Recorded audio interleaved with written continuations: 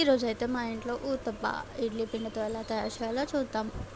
ముందుగా ప్యాన్ పెట్టుకొని కొంచెం ఆయిల్ వేసుకొని ఇడ్లీ పిండిని అయితే దాని మీద ఇలా కొంచెం మందంగా దోశలాగా అయితే వేసుకోవాలి. దాన్ని మరి పలచగా అయితే చేసుకోకూడదు. ఇలా వీడియోలో చూపిస్తున్నట్టయితే చేయండి. ఇప్పుడు కట్ చేసుకున్న ఉల్లిపాయలు, తురుముకున్న క్యారెట్, కట్ చేసుకున్న పచ్చిమిరపకాయలు అయితే ఇలా దాని మీద అయితే వేసేసుకోవాలండి, వీడియోలో చూపిస్తున్నట్టు.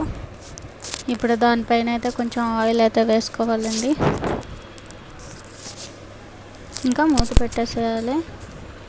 వన్ సైడ్ వేగిన తర్వాత రెండు సైడ్ అయితే మనం తిప్పుకోవాలి. అంతే అండి, మనం ఇంకా సర్వ్ చేసేసుకొని తినేయడమే.